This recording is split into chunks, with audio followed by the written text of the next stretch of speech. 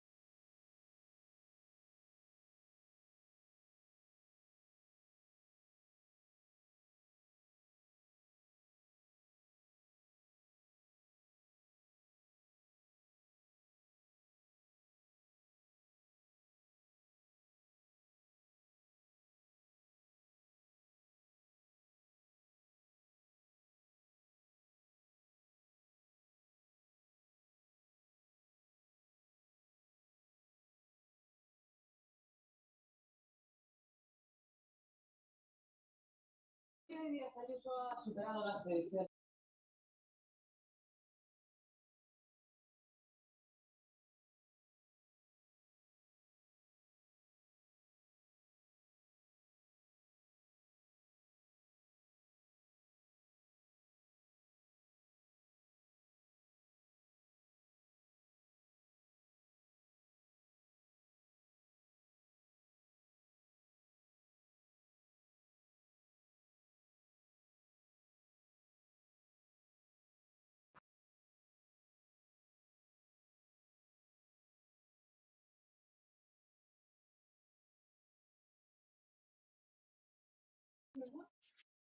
Ouais. Là, il ne me voit pas, non?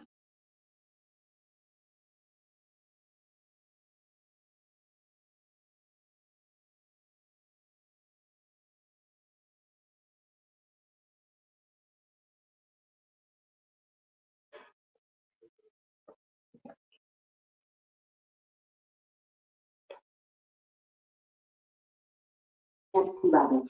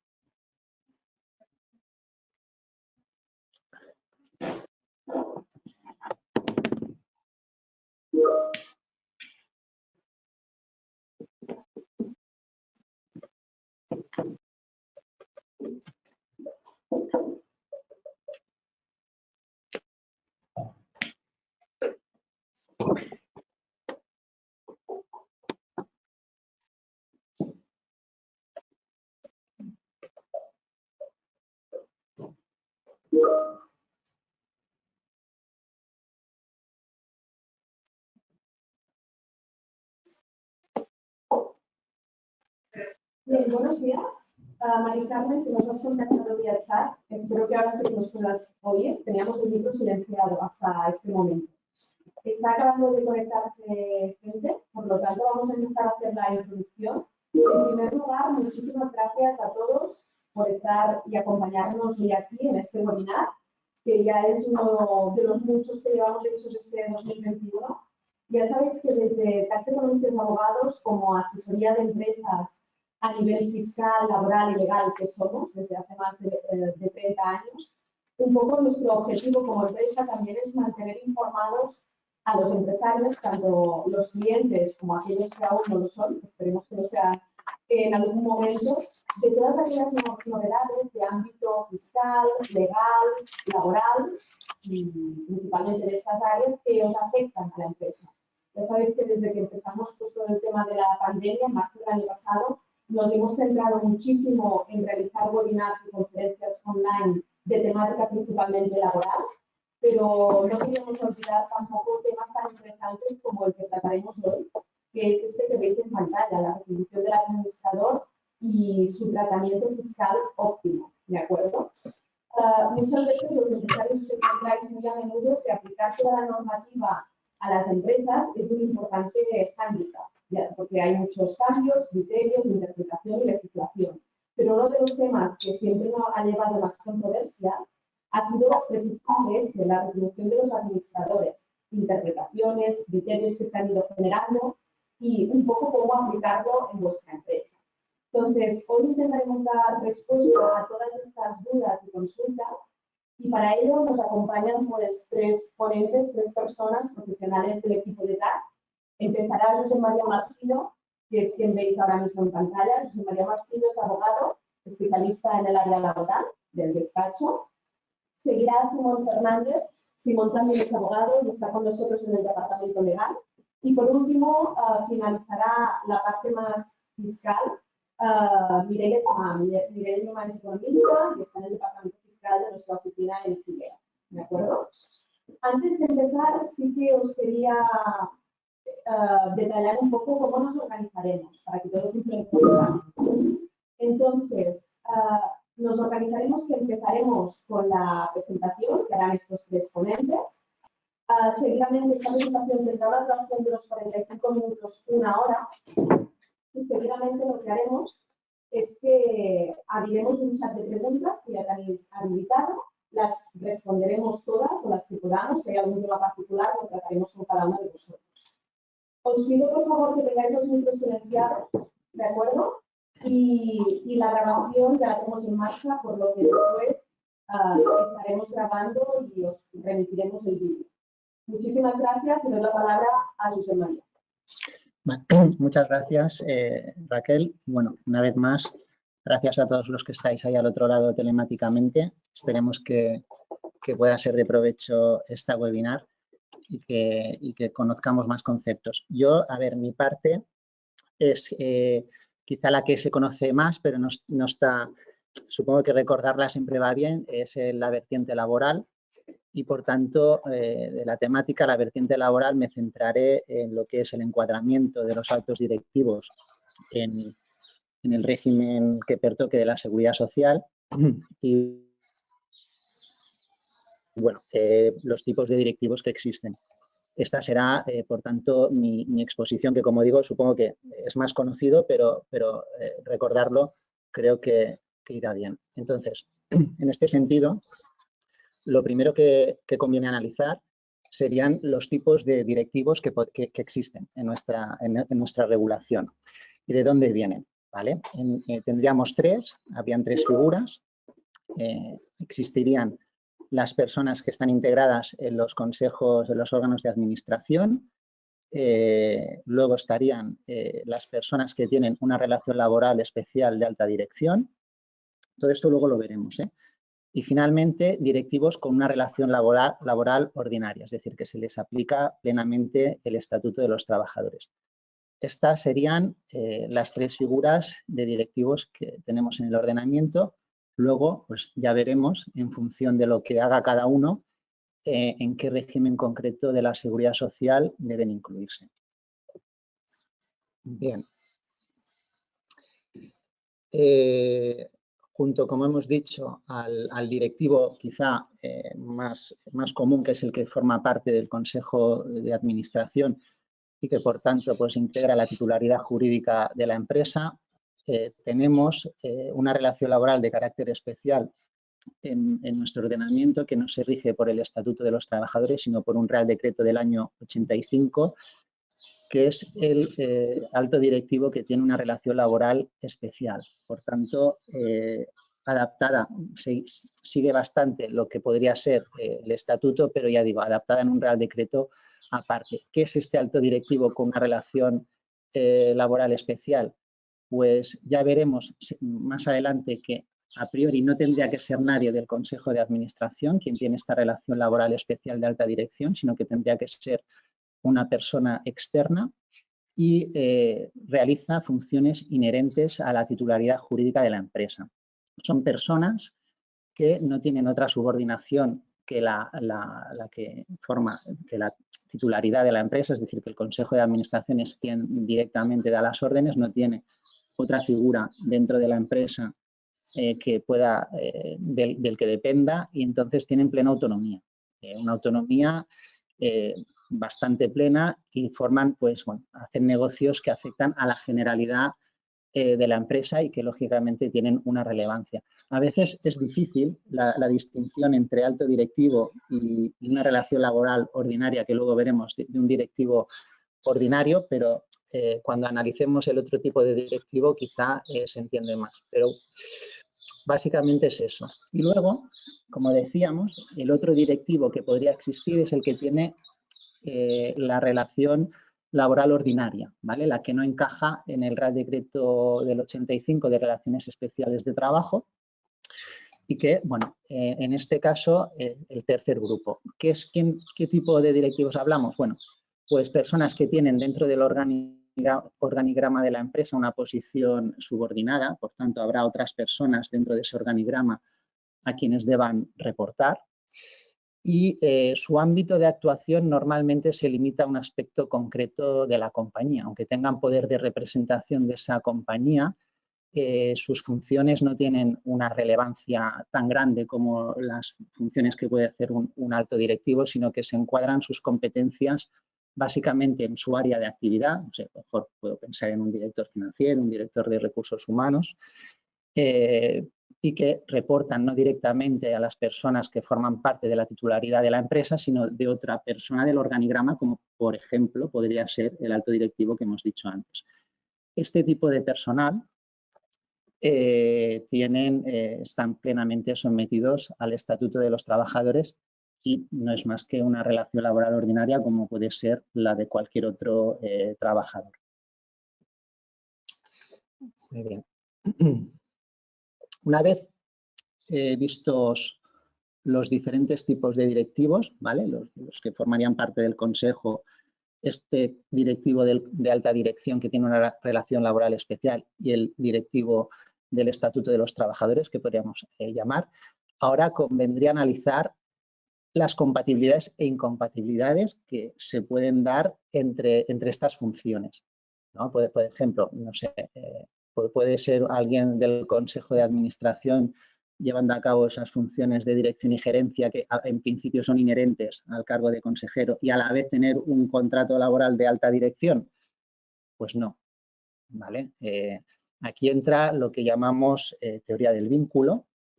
Bueno, es una básicamente pues es un concepto de origen jurisprudencial, que bueno, son sentencias que han ido elaborando esta manera de interpretar.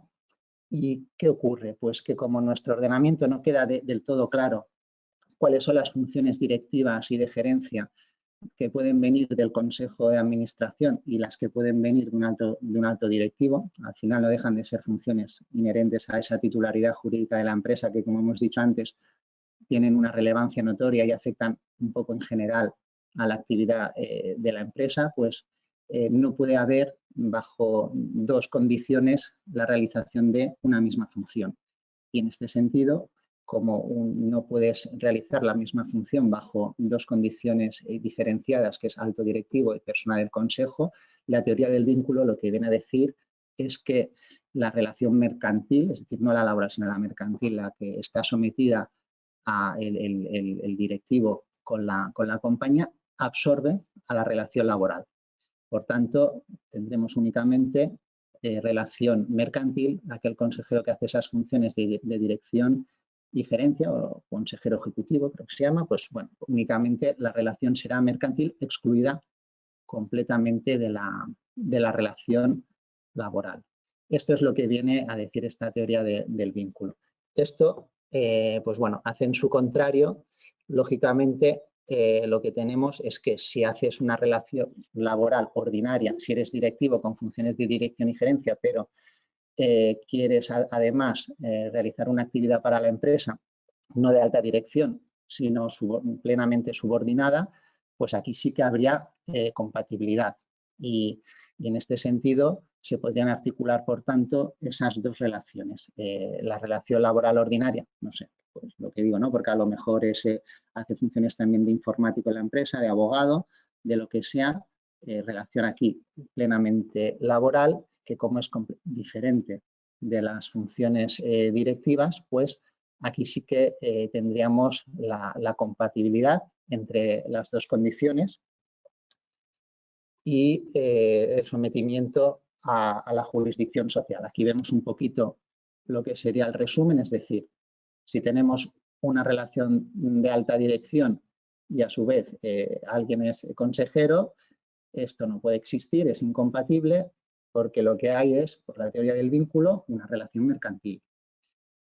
Si el consejero tiene un contrato de trabajo normal que no conlleve las funciones de dirección y gerencia, pues aquí sí que hay compatibilidad y podríamos, por tanto, operar bajo esas dos relaciones, una laboral y la otra sería mercantil. De acuerdo.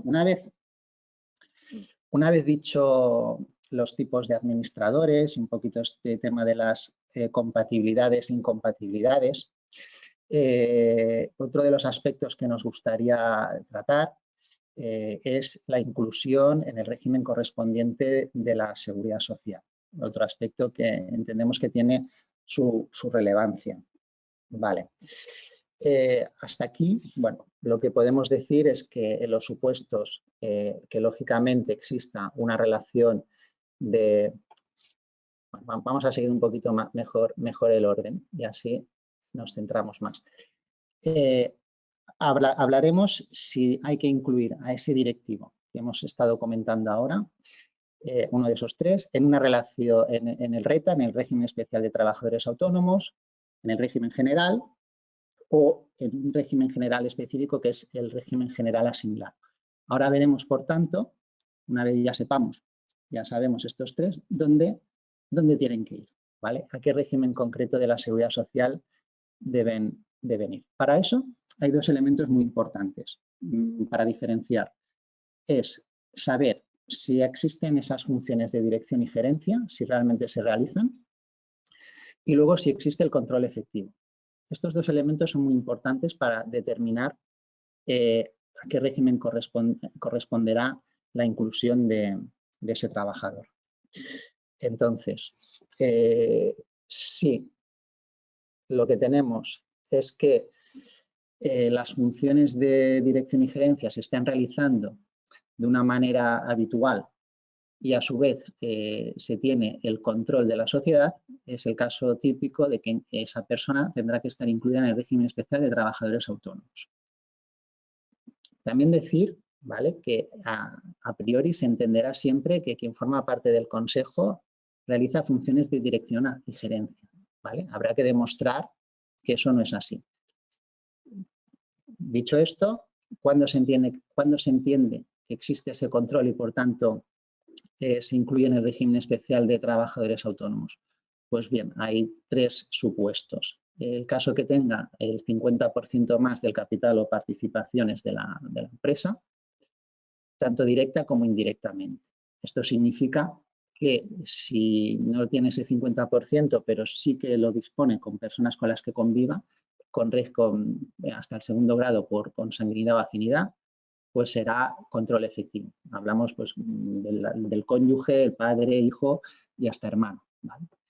También cuando realice funciones para la sociedad y tenga al menos una 1/3 parte, existirá ese control. Por tanto, régimen especial de trabajadores autónomos también en este caso, que realice una actividad para la empresa. Fíjese que ya no digo de dirección o gerencia, sino que realice una actividad para la empresa y tenga al menos una 1/3 parte del capital directamente. Y la otra figura de inclusión en el régimen especial en el RETA es cuando tengo una 1/4 parte de ese capital y además realizo funciones de dirección y gerencia. Todos estos supuestos son inclusión en el RETA, en autónomos. En el caso que realice funciones, que esté en el consejo, realice funciones de dirección y gerencia, pero no disponga de ese 25%, la inclusión será en el régimen general asimilado. Es como el régimen general, lo único que en este caso no tenemos derecho a prestación por desempleo, lo más importante, y tampoco tenemos derecho al FOGASA, ni desempleo ni FOGASA. Esas son las características del general asimilado. No me extenderé tampoco demasiado respecto a las sociedades laborales, sociedades que están participadas básicamente por trabajadores.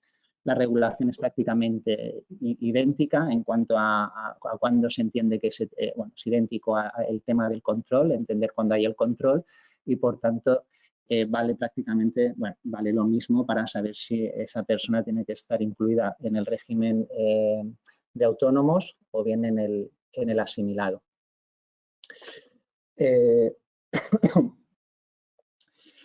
Como hemos hablado, teníamos las personas del RETA, que son control y funciones de dirección y gerencia. Hemos visto que están en el asimilado esas personas que están en el consejo sin tener ese 25%, sin tener el control, por tanto asimilado. Hacen su contrario todos los demás, incluidas las personas, el personal de alta dirección, ¿vale?, que no forme parte del consejo, es régimen general. Por tanto, tendrán derecho a todas las a desempleo, a FOGASA y a todo lo que proporciona el régimen general. Aquí ya estoy acabando. Bueno, es un esquema jeroglífico prácticamente, que lo que he venido a decir, como a veces es algo espeso, pues os lo dejamos para que se pueda ver, pero es un resumen un poquito de lo que estaba diciendo respecto a la inclusión en el régimen correspondiente, en función de si se tiene o no se tiene el control y en función de esa actividad de dirección y gerencia. Pues bueno, esta parte que era la laboral la finalizamos así, y paso ya la palabra a Simón, que nos explicará ya más otros aspectos ya más relacionados con el ámbito mercantil. Muchas gracias. Bien, pues buenos días a todos. Josep María os ha explicado el ámbito laboral. Yo procederé a explicaros el ámbito mercantil para ver qué requisitos o qué debe cumplir la retribución del administrador, que dice la normativa, sobre todo a partir de 2014, en que apareció una ley que modificó el tema sobre el gobierno corporativo, y para ver qué requisitos hay que cumplir para que después, con lo que veremos con Mireia, pueda ser deducible sobre todo esta retribución de los administradores por haber estado ajustado a la normativa mercantil. Antes de empezar a explicar, también me gustaría dejar clara la distinción, porque ya Josep María lo ha introducido. Muchas veces se habla de consejeros, de consejo de administración, y la gente habitualmente está acostumbrada más a escuchar administrador único, solidario, mancomunados. Pues bien, al final, toda sociedad, ya sea limitada o anónima, puede estar administrada de diferente forma, ya sea por un administrador único, como digo, varios solidarios o mancomunados, o bien se puede administrar de forma colegiada por diferentes miembros de la administración, que todos ellos conjuntamente, puede ser 3, 4, 5, por lo que se establezcan los estatutos, se deberán reunir como mínimo 4 veces al año y debatir como órgano de administración cuáles son las directrices o qué medidas tomar en relación a la sociedad. Y esto sería la tarea deliberativa del órgano de administración, y después para la tarea ejecutiva de este órgano de administración se suele nombrar a uno o varios consejeros delegados, que serían los que harían o ejecutarían estas funciones ejecutivas, y que sería más asimilable este consejero delegado a los administradores únicos, solidarios o mancomunados, en que tenemos como referencia a una persona que es la que hace la tarea de administrador. Pero, como digo, también en el órgano de administración los consejeros se tienen en cuenta y forman parte del órgano de administración y tienen esa condición de administradores. Dicho esto, como introducción y para situarnos, antes de la ley que salió en 2014, pues la normativa, la Ley de Sociedades de Capital, que es la aplicable al caso, no hacía una distinción entre las diferentes formas de organizar esta administración social que os acabo de explicar, ya sea administrador único, solidario o mancomunados, versus al Consejo de Administración. Asimismo, como también ha introducido Josep María, jurisprudencialmente se elaboró la denominada teoría del vínculo, en la que se decía básicamente que en el asunto mercantil cualquier emolumento o ingreso que percibiera un administrador que formase parte de este órgano de administración, ya sea por ser consejero o administrador único, lo que fuera, pues que estaría, digamos, como vinculado a la relación orgánica, es decir, no por ningún otro concepto. Y en el seno de Consejo de Administración no hacía una distinción entre la remuneración que podían percibir los consejeros frente a la que pueden percibir los consejeros delegados por esas funciones ejecutivas. Pues bien, el 3 de diciembre de 2014 se aprobó la Ley 31/2014 y que modificó, como decimos, la Ley de Sociedades de Capital, que es la aplicable. En esta ley, principalmente lo que establece, o la intención que se tenía, era que la retribución de los administradores reflejase la evolución real de la empresa y que estuviera alineada con el interés de la sociedad y sus socios. Básicamente, que fuera una retribución de mercado ajustada a la entidad que corresponda, y además también que los estatutos sociales de todas las sociedades, ya sean sociedades limitadas o anónimas, establecieran cuál era el sistema, ya sea retribuido o no, y cómo se iba a retribuir esta retribución. Con especial referencia al tema de los consejeros con funciones ejecutivas, como veremos más adelante. Pues bien, en la modificación que se hizo, básicamente se introdujeron modificaciones en 3 artículos, que es el 2017, 217, 220 y 249.3 y .4. Empezando por el 217, básicamente lo que se dice es que el cargo de administrador es gratuito, a menos que los estatutos sociales establezcan lo contrario. Y en caso de que diga que es retribuido, deberá establecer el sistema de remuneración. Con esto tenemos una presunción de que si no se dice nada es gratuito. En caso de que sea retribuido, pues el sistema de remuneración estatutario deberá determinar qué concepto o conceptos podrán percibir los administradores y que podrán consistir, entre otros, en uno o varios de los siguientes. Quiere decir que pueden ser estos que cita la norma o pueden ser cualquier otro. Pero sí que si se dice que será una asignación fija y una participación en beneficios, que aquí he marcado que el máximo puede ser un 10%, deberán cobrar por estos 2 conceptos. No puede ser que la Junta General luego diga que solo es una asignación fija. Es decir, si en los estatutos se fijan 3 modos de percibir remuneración, pues deberán ser los 3. Siguiendo con este artículo, también nos dice que el importe máximo de la remuneración anual del conjunto de los administradores deberá ser aprobado por la Junta General. Es decir, la Junta General deberá reunirse y decir, mira, pues los administradores cobrarán 100.000 euros al año. Y este importe quedará vigente en tanto no se apruebe esta modificación, ya sea al alza o a la baja. Si la Junta no dice cómo se distribuirá esta retribución, pues serán los propios administradores, ya sean ellos mismos, si son solidarios, o en el seno del Consejo de Administración, quien se repartirá esta retribución en función de las funciones y responsabilidades que cada consejero realice o se atribuya. Y como digo, la Junta dice, excepto que la Junta acuerde otra cosa. Siguiendo con el artículo 217, también dice que, como una declaración de intenciones, la remuneración de los administradores deberá guardar, en todo caso, una proporción razonable con la importancia de la sociedad, la situación económica de la sociedad en cada momento y los estándares de mercado de empresas comparables, lo que antes he resumido en que sea una retribución de mercado. Y, finalmente, el sistema de remuneración establecido deberá estar orientado a promover la rentabilidad y sostenibilidad a largo plazo de la sociedad, así como incorporar las cautelas necesarias para evitar la asunción excesiva de riesgos y la recompensa de resultados desfavorables. Se puede establecer, como hemos dicho antes, pues que una parte de esta retribución pues sea según los beneficios, etc.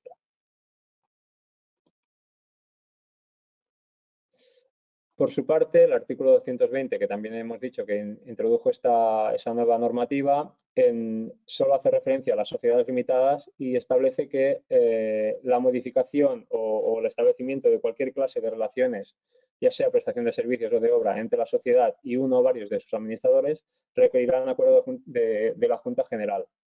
Esto básicamente se introdujo para evitar una autocontratación o digamos, para controlar a los administradores, que no comenzaran a establecer ellos mismos relaciones con la sociedad abusando del cargo.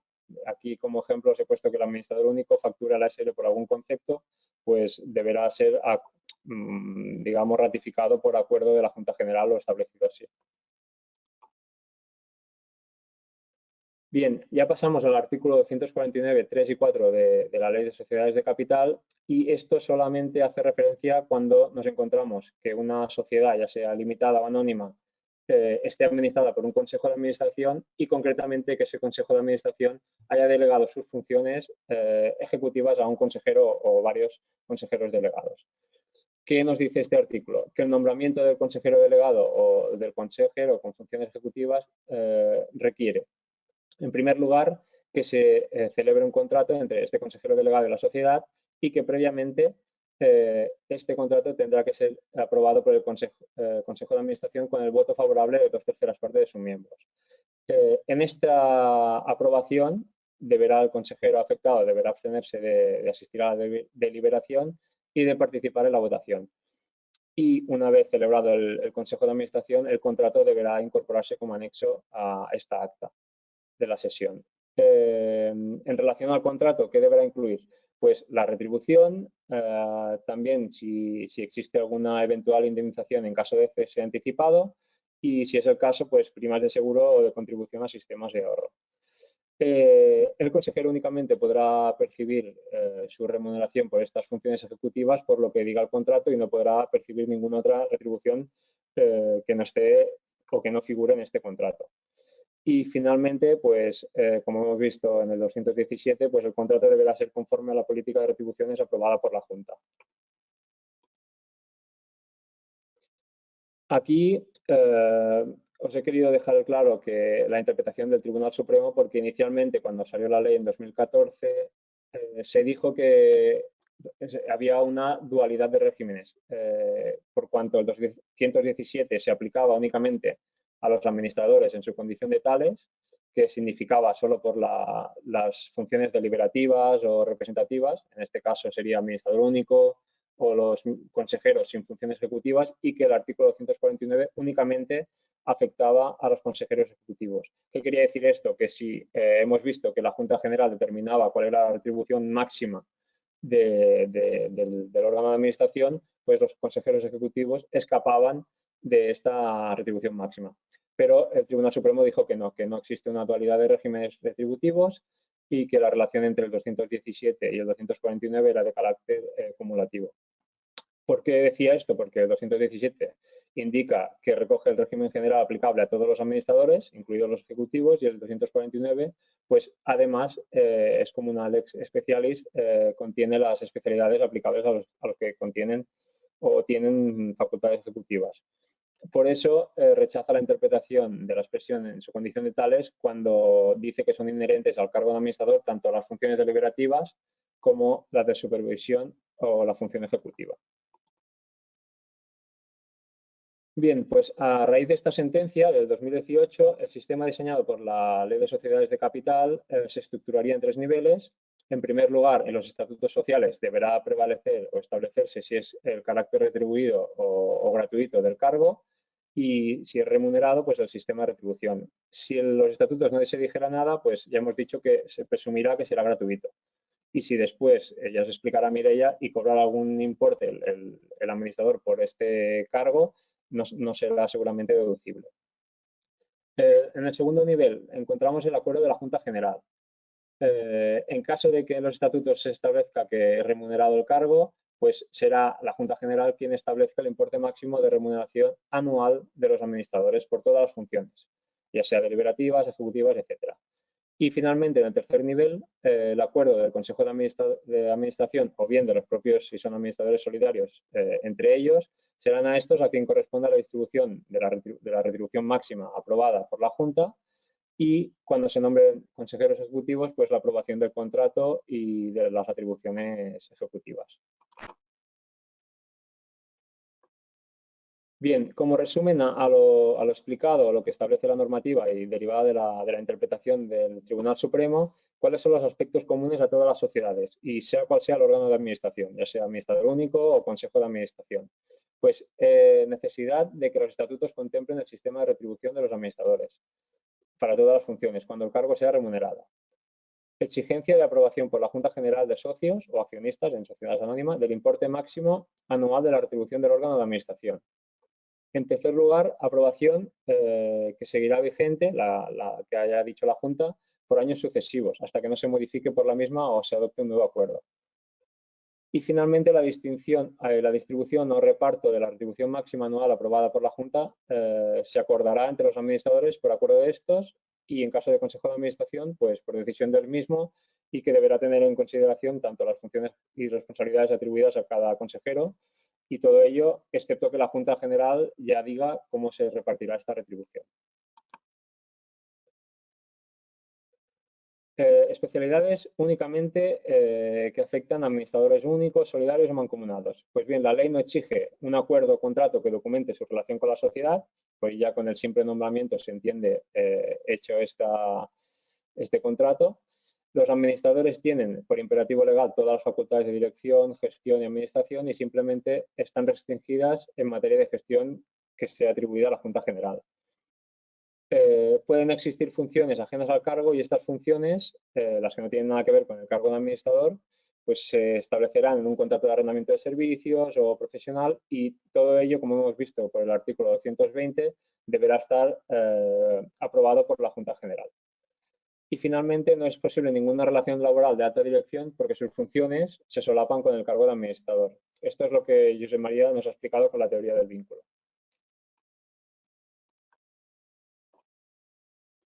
Y finalmente, en cuanto a las especialidades de las sociedades que tengan un consejo de administración, los consejeros pues, podrán percibir retribución por dos conceptos. Por su condición de tales, es decir, por la función deliberativa que se considera la función de estrategia y control que se desarrolla como miembro deliberante del Consejo de Administración, es decir, todos los consejeros, y bien también por el ejercicio de funciones ejecutivas, que no es una función inherente al cargo de consejero, sino que es por haberle atribuido estas funciones ejecutivas en el seno del Consejo con el contrato que ahora veremos lo que hemos dicho anteriormente. Para el nombramiento del consejero delegado o consejero con funciones ejecutivas será necesaria la suscripción del contrato que hemos dicho con la sociedad.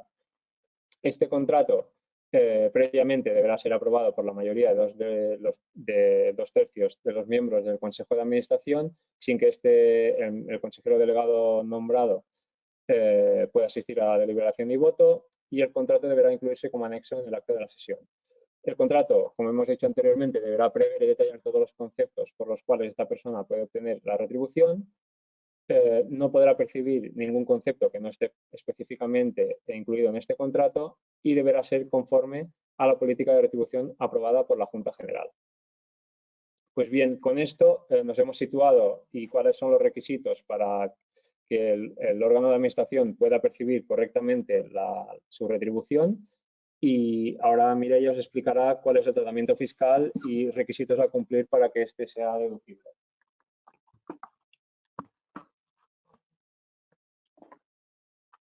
Hola, buenos días.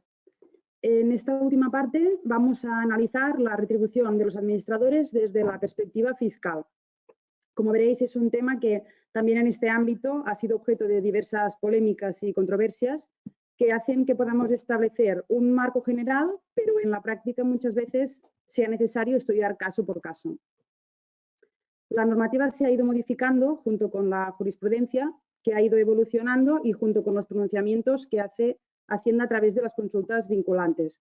A veces nos encontramos con que cada organismo interpreta a su manera las leyes y al final resulte ser un tema delicado. Siguiendo lo que han explicado mis compañeros, revisaremos los 4 escenarios más frecuentes, que son los socios profesionales de sociedades que prestan servicios profesionales, los socios no profesionales o socios de sociedades con objeto mercantil, los socios administradores y, por último, los socios administradores con relación especial de alta dirección. Como veremos, a efectos del socio es muy importante analizar el origen y la causa de su remuneración para poder encuadrarla correctamente en su renta. Bueno, ya la introducción.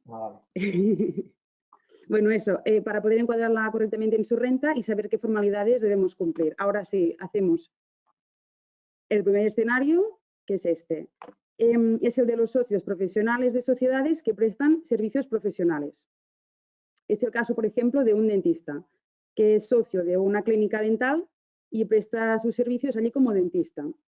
En estos casos, a efectos de IRPF, tenemos que los rendimientos obtenidos tienen la consideración de rendimientos de la actividad económica, cuando el socio presta servicios a la sociedad, el servicio que presta el socio se encuadra en una actividad profesional y el socio está incluido en el RETA, el régimen de autónomos, por el tema del control efectivo que hemos comentado antes.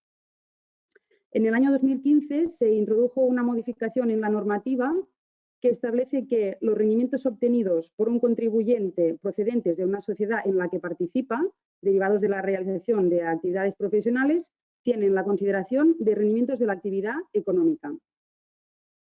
Esta modificación se introdujo porque Hacienda tiene como objetivo perseguir las sociedades interpuestas, es decir, acabar con los casos de prestación de servicios profesionales donde en lugar de emitir factura como autónomo, se hace interponiendo una sociedad entre el prestador del servicio y el tercero o el cliente final. Las típicas noticias de deportistas o artistas que vemos habitualmente. Esto se hace para ahorrar tributación de forma fraudulenta, ya que la sociedad siempre tributa al 25% y en cambio el IRPF es un impuesto progresivo.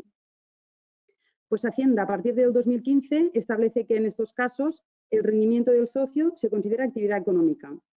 Además, a partir del 25% de titularidad, se considera que el socio y la sociedad son partes vinculadas y, como tal, debemos valorar su retribución a valor de mercado. ¿Y qué se entiende por valor de mercado? Pues la ley dice que sus retribuciones deben representar como mínimo el 75% del resultado previa a la deducción de las mismas. Hasta aquí bien, pero ¿qué pasa? Que este hecho también nos afecta en la tributación indirecta, en concreto en el IVA. Podríamos pensar que el socio, cuando preste sus servicios a la sociedad, deberá emitir una factura sujeta a IVA, pero no siempre será así. ¿Por qué? Pues porque a efectos meramente formales, el concepto de empresario y profesional es diferente en la legislación del IRPF y en la del IVA. En el IRPF nos queda claro que el trato que debemos darle es de actividad económica, pero en el IVA estos servicios podrían no estar sujetos cuando sean prestaciones en régimen de dependencia. Es decir, serían con IVA cuando el socio es independiente de su sociedad y realiza su actividad por su cuenta, con sus propios medios y materiales y soporta él el riesgo económico. En cambio, serían sin IVA cuando el socio tiene una relación laboral, entre comillas, con su sociedad. Es decir, cuando los medios de producción y los activos son de la empresa y es esta quien soporta el riesgo económico de la actividad. Por lo tanto, nos podemos encontrar que, aunque en la renta lo tratemos como rendimientos de la actividad económica, el socio llega a emitir facturas sin IVA a la sociedad por considerarse no sujeto. Ya veis que es un tema bastante controvertido, que hay que mirar caso por caso porque cada detalle cuenta.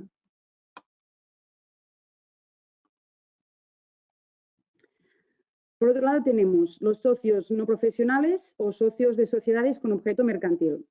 En estos casos, el tratamiento fiscal de su retribución es de rendimientos del trabajo, porque el socio no ordena medios materiales y humanos, sino que la retribución se trata como la de un trabajador, independientemente de si el régimen de cotización es el general o es el de autónomo por el tema del control de la sociedad. Hasta aquí podríamos pensar que es sencillo y que en estos casos no hay dudas. Pues tampoco es del todo así. A modo de ejemplo, tenemos el caso de una óptica en la que Hacienda se pronunció de la siguiente manera. Es la consulta vinculante 127/2017. Es una sociedad que explota una óptica con 2 socias optometristas de alta en el RETA, que prestan sus servicios como optometristas a la sociedad. En este caso, todo hace pensar que se trata de socias profesionales y que, por lo tanto, su rendimiento sería como actividad económica, ¿no? Pues Hacienda nos dice que no. La graduación de gafas es una actividad accesoria y no independiente de la venta de gafas, porque al final es verdad que la óptica se dedica a vender gafas y por lo tanto no es una actividad profesional, sino empresarial. Así que la calificación de los rendimientos es de rendimientos del trabajo. Es solo un ejemplo, pero para que veamos que no podemos darlo por sentado y hay que revisar todos los elementos. A continuación tenemos la retribución del socio administrador por sus funciones como tal. Hemos quedado que tienen una relación mercantil con la sociedad, no laboral, pero a efectos fiscales su retribución tiene la consideración siempre de rendimientos del trabajo. Es decir, no derivan de una relación laboral, pero la propia ley de renta las trata expresamente así. ¿Y qué peculiaridades tiene esta retribución de los administradores? Pues principalmente 2. Tienen retención fija del 35% desde el 2016, 19% si la cifra de negocios de la sociedad es inferior a 100.000 euros. Es decir, no aplican las tablas progresivas. Tanto si cobran 1.000 como 100.000, siempre va a ser del 35%. Y otra especialidad es que no son aplicables algunas ventajas fiscales de los rendimientos del trabajo, como algunas exenciones, la de las retribuciones en especie, de los trabajos realizados en el extranjero y de la tributación de las dietas. Porque como en realidad no derivan de una relación laboral, la ley de renta no les permite aplicar estas ventajas típicas de los rendimientos del trabajo.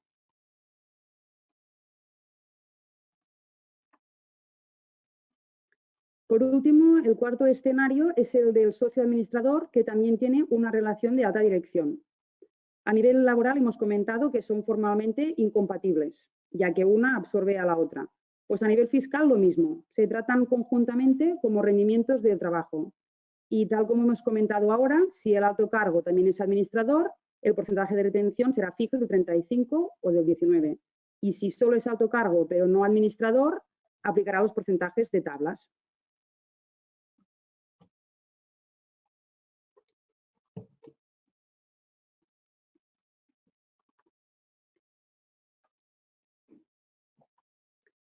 Ahora cambiamos de perspectiva, dejamos el socio y pasamos a verlo desde el punto de vista de la sociedad. ¿Cómo hacerlo para que la retribución del administrador sea un gasto fiscalmente deducible? Pues bien, antes del 2014 había mucha polémica, porque Hacienda, cuando veía que en los estatutos de una sociedad constaba que el cargo de administrador era gratuito y había una nómina al administrador, consideraba inmediatamente que el gasto no era deducible.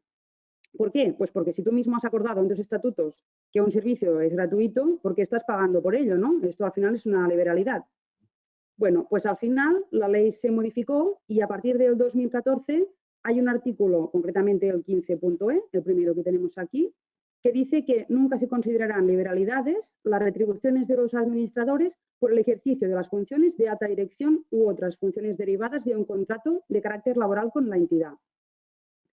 Con este artículo intentaron parar las liquidaciones que estaba efectuando Hacienda y dejarlo claro, de modo que el gasto por la retribución del administrador sería deducible con los mismos requisitos que cualquier otro gasto de imputación y correlación, como siempre. No obstante, el mismo artículo 15, pero en su letra F, dice que no serán gastos fiscalmente deducibles los derivados de actuaciones contrarias al ordenamiento jurídico. Y el tema es que también se puede interpretar diciendo que si la retribución del administrador no cumple con todas las formalidades mercantiles, lo que hemos comentado de estar contemplado en los estatutos, que se apruebe su importe máximo, etcétera, se podría entender que no cumplen con el ordenamiento jurídico y, por lo tanto, un inspector nos podría decir que no es deducible. Pues bien, el año pasado el Tribunal Económico Administrativo Central se pronunció en su sentencia de 17 de julio negando la deducibilidad en el IS de la retribución pagada por una sociedad a sus administradores mercantiles cuando realizaban funciones de dirección y gerencia, porque los estatutos reflejaban que el cargo era gratuito. Es decir, el tribunal no es que vaya directamente por la vía del 15E, sino que entiende que debe aplicarse la teoría del vínculo, conforme a la cual, textualmente, las actividades de gestión y administración o de alta dirección de una sociedad prestadas en el marco de unas relaciones laborales por quienes, a su vez, son administradores o consejeros de la misma, quedan subsumidas y absorbidas por las que esas personas han de prestar por sus obligaciones mercantiles como administradores o consejeros. Y termina diciendo que para ser fiscalmente deducibles deben constar expresamente en los estatutos.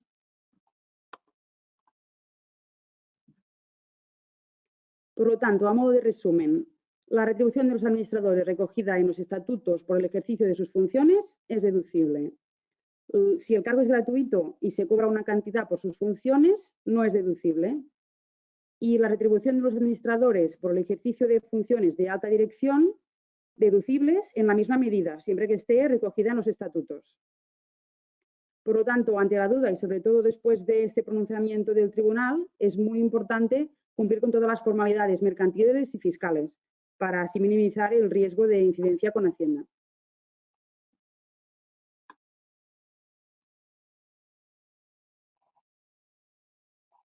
Y ya para finalizar, la retribución de los administradores afecta indirectamente a otros impuestos, como son el impuesto de patrimonio y el impuesto sobre sucesiones y donaciones.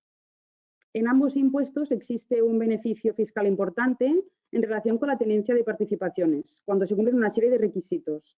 En concreto, las participaciones de la sociedad están exentas en el impuesto de patrimonio, de modo que no se tributa por ellas, y en el caso de querer hacer una donación o en el momento de la sucesión, se puede aplicar una reducción del 95% sobre el valor de las mismas, de modo que el ahorro es considerable. ¿Y cuál es el requisito relacionado con la retribución de los administradores? Pues se pide que el socio ejerza efectivamente funciones de dirección en la sociedad y se perciba por ello una retribución que represente más del 50% del total de sus rendimientos netos del trabajo y de actividades económicas. ¿A qué se refiere con funciones de dirección? No es el mismo concepto que a nivel laboral le hemos comentado de alta dirección, sino que son la lista de cargos enumerados en el último punto de la diapositiva, tales como presidente, director general, gerente, administrador, director de departamento, etc. Por lo tanto, no vale con su trabajo ordinario, sino que habría que demostrar que además realiza también funciones de dirección. La buena noticia es que en el caso de la empresa familiar, donde el accionariado pertenece a distintos miembros de una misma familia, este requisito solo es necesario que se cumpla en uno de los miembros del grupo. De modo que si uno de los socios es el que realiza funciones de dirección y sus retribuciones por ello superan este 50% que comentamos, todos los miembros del grupo familiar pueden aplicar estos beneficios fiscales. Por último, comentar que a efectos de ese cálculo del 50% del total de retribuciones, cuando una misma persona participa en varias sociedades, las retribuciones que percibe por funciones de dirección en cada una de ellas se excluyen a la hora de hacer el cálculo. De modo que si una persona tiene participaciones en 2 sociedades y cobra por ejercer funciones de dirección en cada una de ellas, el porcentaje del 50% se verá cumplido en ambas y por lo tanto podrá aplicar la exención en las 2, no se penalizan mutuamente. Así que para acabar, solo comentar que a través de este mecanismo podemos planificar cierta optimización fiscal en el sentido de que si los socios están obligados a hacer declaración de patrimonio o tienen en mente alguna donación, seguramente sale a cuenta estudiar el caso y poner nómina de administrador o bien confirmar que se está cobrando por ejercer alguno de los cargos de funciones de dirección y así obtener la exención en el impuesto de patrimonio o la reducción en el de sucesiones y donaciones. Y hasta aquí mis comentarios en relación a la parte fiscal. Si hay cualquier duda o cualquier cuestión, lo comentamos. Perfecto, muchas gracias, Mireia. Muchas gracias, Simón y José María también por vuestras ponencias. Pues si os parece bien, habilitamos ya y empezamos con la parte de preguntas, consultas, dudas que tengáis. Indicaros que tenéis ya el chat habilitado, por lo tanto podéis escribirlas por el chat y os intentaremos dar respuesta a todas ellas. Si queréis empiezo con una que uno de los asistentes ya nos había hecho llegar previamente, ¿vale? Y dice, ¿quién debe decidir el sueldo de un administrador? No sé quién la quiere responder. Yo mismo. Bueno, lo hemos visto en las diapositivas, el sueldo del administrador lo debe decidir la Junta General estableciendo el importe máximo anual, el cual, mientras no se modifique, pues este será el sueldo máximo fijado para los años sucesivos y posteriores, pero sí que es verdad que después los propios administradores o el Consejo de Administración puede distribuirse entre ellos según las funciones o responsabilidades atribuidas esta retribución, pero quien decide el sueldo y quien al final tiene la capacidad de decisión, y es lo que quiere la ley, que sobre todo por el tema de los socios minoritarios quiere que quede muy claro que la Junta General es quien tiene la capacidad de decisión para establecer la retribución, que no sea el propio administrador quien decida. Perfecto, Simón. Relacionado con esto, también nos preguntan si es posible cambiar la retribución del administrador durante el ejercicio. Sí, se puede cambiar durante el ejercicio tanto al alza como a la baja, pero como digo, siempre tendrá que haber una acta de junta aprobando esta retribución. Si es a la baja no hay problema, porque al final la junta establece el importe máximo, pero si es a la alza, pues haciendo una junta de socios o de accionistas que diga sí, pues por la responsabilidad, porque ha ido muy bien el año, el ejercicio, pues se puede establecer una retribución superior, no hay problema, pero siempre ratificado por la Junta General. Muy bien. Tenemos ya una pregunta vía chat que nos hace ahora Pedro. Nos dice, la retribución del socio trabajador autónomo menos 50% capital por trabajo efectivo. Es decir, por ejemplo, jefe de taller de reparaciones y el cargo con estatutos es gratuito. ¿Es posible una retribución deducible? En el caso, contesto yo, en el caso que comentas, parece que las funciones que realiza no son de dirección, sino que son de jefe de taller, ¿no? Si lo digo bien. Sí. Por lo tanto, eso sería una relación laboral o a través de facturas, lo que comentábamos antes, pero no sería por la retribución de administrador. Así que en principio sí que sería deducible. Ahora bien, si se quiere cobrar una nómina específicamente por la parte de administrador, habría que revisar si formalmente cumplimos con los requisitos que esté previsto en los estatutos, etcétera. Muy bien, gracias, Mireia. No sé si hay alguna otra pregunta vía chat. Si no, lanzamos otra que nos han hecho llegar antes de la sesión. Es un modo un poco resumen de lo que habéis explicado, pero es cómo tributa el sueldo de un administrador. Bueno, el sueldo del administrador, como hemos visto, es considerado rendimiento del trabajo. Por tanto, tributa en la base general con el tipo del IRPF progresivo. Según más se cobre, más se incrementa el tipo. Perfecto. Nos dicen también, ¿cuál es el tratamiento tanto fiscal como jurídico de ser administrador de varias empresas sin remuneración? Se hace constar en escrituras que es sin remuneración. A nivel fiscal, el problema que podemos tener es que si se posee la participación en estas sociedades, nos va a interesar que haya una retribución de administrador, que el cargo sea retribuido por el tema de poder aplicar la exención en patrimonio y en sucesiones y donaciones que comentábamos. Pero es solo a efectos de que no podremos aplicar estos beneficios, pero no es que haya un problema fiscal en sí mismo. Y a nivel mercantil, no sé si quieres añadir. El tratamiento jurídico, si no perciben ninguna remuneración y los estatutos establece que es gratuito, no hay ningún problema, más allá de que al ser administrador tiene la responsabilidad de cumplir las obligaciones en tanto que administrador, pero nada más en relación a la retribución no hay ningún problema. Puede haber perfectamente un administrador único, como hemos dicho antes, que es un jefe de taller y no cobre por las tareas de administrador único. Y ya está. Precisamente en relación al jefe de taller, Enric también lo coge como ejemplo y dice, en el caso del jefe de taller, ¿el salario por realizar esta función también ha de ser aprobado por la Junta? Yo entiendo que no. No. porque no es por su cargo de administrador, es por el trabajo que realiza en el día a día de la sociedad. Como jefe de taller. Sí, sí. Joan nos dice, tenemos una consulta, esperaros que ahora tenemos un montón, tenemos una consulta para la que quizás sería interesante exponerla de viva voz. ¿Podemos activar el micro? Por supuesto, Joan. Mientras lo activas, ¿vale? Voy a leer la siguiente y luego te doy paso a ti, Joan. Antonio nos dice, el socio administrador, entre paréntesis, miembro de consejo, que da cobertura al grupo familiar en patrimonio, sucesiones y está en régimen laboral asimilado, excluido desempleo o fogasa, ¿tiene que tener contrato laboral específico? ¿Se me oye desde aquí? Sí, yo creo que sí que se te puede oír, sí. Bien, a ver, Uy, perdón. Cuando estamos en el régimen general asimilado, sí tiene que tener lógicamente el contrato para que regule sus relaciones y que fije todos los términos de esa relación jurídica, por supuesto. Sí, sí. Perfecto, Josep María. Joan, si quieres abrir el micro, te damos paso a tu pregunta. Buenos días a todos. Buenos días. Nuestra duda nos surgen el siguiente aspectos, sobre todo en la relación con el impuesto sobre patrimonio y sucesiones. Te oímos muy mal, Joan. ¿Sí? ¿Me escucháis mejor? A ver, intentamos. Sí, sí. Nuestra duda surgía bueno, está relacionada sobre todo con el impuesto sobre patrimonio y sucesiones, ¿vale? Sobre todo con, esa vinculación o esa percepción de rendimientos del trabajo para superior al 50% para poder gozar de esa exención de cara al futuro, ¿no? O de impuesto sobre patrimonio. La cuestión o el supuesto o la duda que nos surge es que en una entidad que no es profesional, ¿vale?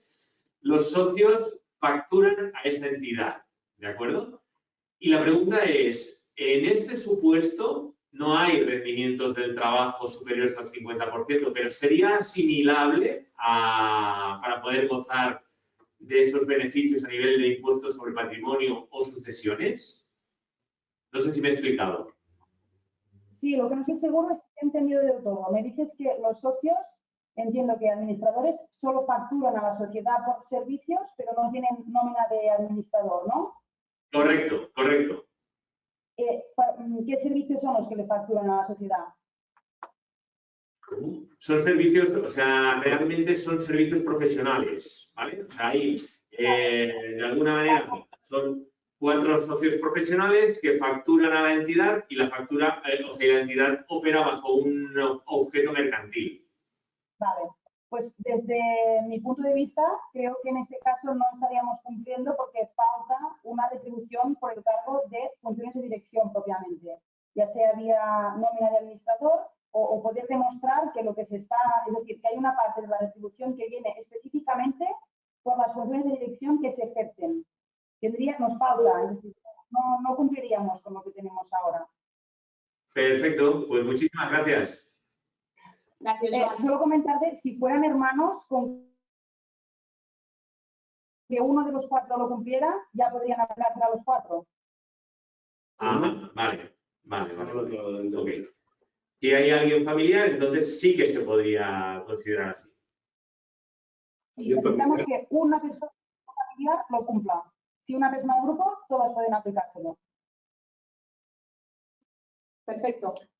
Josep María, nos piden por favor si puedes volver a dar la respuesta a la pregunta anterior porque no han oído correctamente. Vale, pues igual es que no sé, el micro no sé. Está ahí, ya está. Ah, vale. A ver, la pregunta, si no recuerdo mal, era una persona que estaba en el régimen general asimilado, si tenía que hacer algún tipo de contrato con la sociedad, ¿no? Correcto. Creo que sobre esa cuestión. A ver, especificando un poquito más para que se entienda. Si nos encontramos, por ejemplo, el caso típico de régimen general asimilado, que podría ser una persona que está en el consejo de administración, que no tiene el 25% del capital y que, por tanto, no tiene ese control, en principio sí que hay que estar en el régimen general asimilado. Claro, lo que habría que ver es que si esa actividad personal habitual y directa que está prestando para la sociedad sin tener ese control, realmente ver el caso concreto a qué responde exactamente, ¿no? Porque en función de eso podríamos analizarlo. Pero si realiza una actividad personal habitual y directa sin tener el control, es régimen general asimilado, entonces veremos en función exactamente de lo que esté haciendo, porque una cosa es el contrato que podamos hacer con ese trabajador, ya sea de alta dirección, ya sea un contrato laboral ordinario, y luego ver exactamente qué competencias y qué funciones tienen. Yo lo que decía es que aconsejo, lógicamente, que esa vinculación, esas obligaciones que tendrá esa persona con respecto a la sociedad esté recogida en un documento, ya sea un documento, un contrato de prestación de servicios o ya sea un contrato laboral, en función de la naturaleza de las obligaciones que tenga esa persona con la sociedad. Pero eso es, digamos, el vínculo y las obligaciones que rigen entre la sociedad y el trabajador, y luego ya está la inclusión en el régimen correspondiente, que, como decía, es el régimen general asimilado. Esa es mi opinión y mi modo de ver, es decir, se podría articular, desde mi punto de vista, tanto por contrato de prestación de servicios como por contrato laboral, pero con la inclusión en el régimen general asimilado. Repito que es mi punto de vista. Gracias, Josep María. Tenemos 3 preguntas más. La primera, si se trata del gerente de la empresa sociedad anónima, socio mayoritario con el 55% de las acciones, y este está en jubilación activa, ¿puede ser administrador único? Entiendo que sí. Sí puede ser con el 55%. Con el 55% y está en jubilación activa. Bueno, como está, puede compatibilizar, ¿no? Sí, si es jubilación activa, sí. Si fuera jubilación no activa, seguro que no, porque lo revisarían. Sí, no, al final, administrador, si fuera solidario, dices, mira, hay otro administrador que ya puede ejercer y él está meramente simbólico o por si acaso el otro falla. Pero siendo administrador único, tiene que ser jubilación activa y es compatible. En otros casos, cuando no hay jubilación activa, nombrando un apoderado general, también lograríamos salvar de cara a inspección de trabajo que no hace las funciones de dirección y gerencia y está jubilado, siendo administrador único. Pero si es jubilación activa, no hay problema. Perfecto. Otra pregunta de Jordi dice, si la Junta General decide cambiar la retribución del administrador a mitad del ejercicio, ¿dicho acuerdo se tiene que registrar en el registro mercantil? No, bueno, es que no hay que registrarlo, simplemente que haya la Junta de Socios que apruebe esta retribución y de cara al año siguiente, cuando se legalizan las actas, que ahora se hacen de forma telemático, pues legalizar esta acta como una más, pero simplemente mientras haya el acuerdo de Junta que respalde esta modificación, no tiene que haber ningún problema, no hay que cambiar. Simplemente en los estatutos, que es lo que se inscribe en el registro mercantil, es decir, que es una retribución, por qué conceptos cobrará, pero no se dice un importe.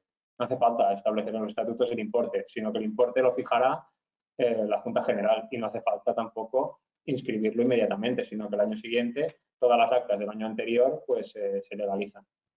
Perfecto, gracias Simón. Otra pregunta de Miguel. Dice, si se ejercen funciones de gerencia y al mismo tiempo si es administrador único con un 20% del capital, se harían 2 retribuciones, una por la parte de administrador y otra por la parte de gerencia. Primera pregunta de Miguel. Entiendo yo que sí, pero lo que comentábamos antes de la teoría del vínculo, ¿no? Sí. Que una absorbería a la otra, pero bueno, lo explicarán por... Sí, lo que hemos dicho, sí, efectivamente, cuando se realizan funciones de dirección y gerencia y se está en el consejo, que es el caso. Pues administrador único, ¿no? Ha dicho. Administrador único, con un 20%. Con más motivado. Sí, claro, lógicamente estaríamos hablando de una sola relación mercantil. Por tanto, una retribución. Una retribución, sí. Y dice, ¿esta retribución de gerente también está supeditada a la Junta? Sí, porque al final la relación mercantil absorbería la de alta dirección y sería, digamos, la retribución máxima que debe establecer la Junta, sí. Perfecto. Aquí había gente que quería hacer la pequeña trampa de decir, mira, pues la Junta aprueba que será 50.000 para el cargo de administrador, cobra una nómina de 50.000 euros como administrador y después aparte de la nómina de gerente mensual. Pues el Tribunal Supremo es lo que ha venido a establecer o precisar decir, no, es que todo va incluido dentro de la relación mercantil de administrador. Ya sé que muchas empresas puede ser que vengan haciéndolo así años atrás, pero es que la modificación es lo que hay que adecuar, estas cosas. Otra pregunta que tenemos, ¿se puede demostrar el control de la sociedad sin tener el 25% de participación? Yo entiendo que es un número cerrado el que marca. Dice, bueno, si tienes menos del 25% y haces funciones de dirección y gerencia, en principio se entiende que no tienes el control, porque lo marca directamente la ley. Es que lo dice directamente la ley y que yo sepa no hay prueba en contrario. Por tanto, la respuesta sería que no. Perfecto. Gerardo nos pregunta, en una sociedad de tenencia de bienes, el administrador con participación mayoritaria y jubilado total, no es necesario estar dado de alta en el RETA. No, yo no la he entendido. No sé si sí, porque solo tienen, es patrimonio, lo que se denominaba antes patrimonial. Bueno, es que ya es una sociedad un poco peculiar porque no muchas cosas tampoco serán deducibles porque no se le considera actividad económica, etc. O sea, tampoco le veo más problema. Al final es un administrador porque tiene que haber alguien, pero no creo... Igual que no se considera actividad económica, tampoco entiendo que el administrador pueda tener ningún problema por no estar dado de alta. Es que tampoco necesitan a nadie contratado, a menos que quieras darle esta entidad para que sea actividad económica. Perfecto. Pues de momento no tenemos más preguntas en el chat. Si os parece bien, lo dejamos aquí. Muchísimas gracias a todos los que habéis participado, a los asistentes, y también muchísimas gracias a vosotros como ponentes. Deciros que si alguien de vosotros tiene alguna duda, consulta que quiere que tratemos a nivel particular, la podéis enviar a marketing@tax.es y seguro que nos pondremos en contacto con vosotros y os intentaremos dar respuesta. Por último, os mandaremos hoy el vídeo de esta sesión y, como siempre, quedamos a vuestra disposición para cualquier tema que tengáis. Muchísimas gracias y feliz viernes.